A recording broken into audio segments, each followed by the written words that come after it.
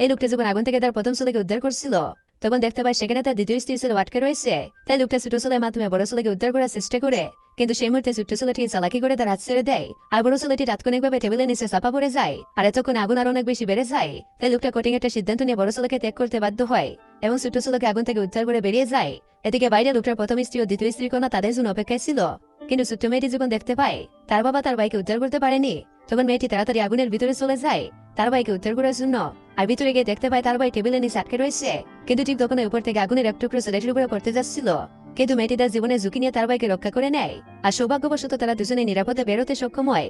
কিন্তু তাদের পিতা বা নতুন মা তাদের দেখে আতঙ্কিত হয়ে যায় এবং পরের মুহূর্তে নতুন মার আগে ছোট্ট মেয়েটিকে সে সর মেরে বসেন এবং চিৎকার করে বলেন, রাতের বেলা বাড়িতে না গিয়ে এখানে ভূতের মতো বসে আছে কেন?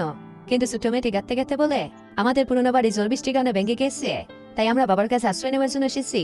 কিন্তু নতুন মা তাদের দুজনকে বাড়িতে নিতে মানা করে দেয়, এমনকি একটা সিরা কম্বল বের করে দিয়ে দরজা বন্ধ করে দেয়। এরপর ছোট্ট মেয়েটি তার ভাইয়ের জন্য টাকার ব্যবস্থা করতে শুরু করে, আর তার ভাইকে সতর্ক করে বলে ভালো করে পড়াশোনা করবে, যেন এখন যারা আমাদের অবমূল্যায়ন করে যাচ্ছে ভবিষ্যতে যেন আমাদের দেখে তাদের আফসোস করতে হয়। তারপর একদিন দেখা যায় তাদের নতুন মা ছেলে স্কুল থেকে এসে জানায়, মা আমি স্কুলে পরীক্ষায় প্রথম নাম্বার অর্জন করেছি। কিন্তু বোন যখন জানতে পারে তার ছোট ভাই পরীক্ষায় পাশ করতে পারেনি, তখন মেয়েটির আগে একটা লাঠি নিয়ে ভাইকে মারতে শুরু করে। কিন্তু তারপর ছেলেটা অসহায়ভাবে বলে, আসলে আমি স্কুলে পরীক্ষায় প্রথমে এসেছিলাম, কিন্তু আমি আমার নতুন মা ছেলের সাথে আমার ফলাফল পরিবর্তন করেছিলাম, যাতে আমি তোমার জন্য কিছু মাংস কিনে আনতে পারি। ছোট ভাইয়ের মুখ থেকে এমন কথা শুনে মেয়েটি অনেক কষ্ট পায়। তাই মেয়েটি পরের দিন থেকে অনেক কষ্ট করে ময়লা আবর্জনা সংগ্রহ করে তার ভাইয়ের জন্য টাকা উপার্জন করতে শুরু করে। তারপর এভাবে দেখতে দেখতে 10 বছর কেটে যায়, আর সেই ছোট্ট ছেলেটা আজ উচ্চ মাধ্যমিক পরীক্ষায় সেরা রোল অর্জন করে। এবার তো ভিডিওতে লাইক করো।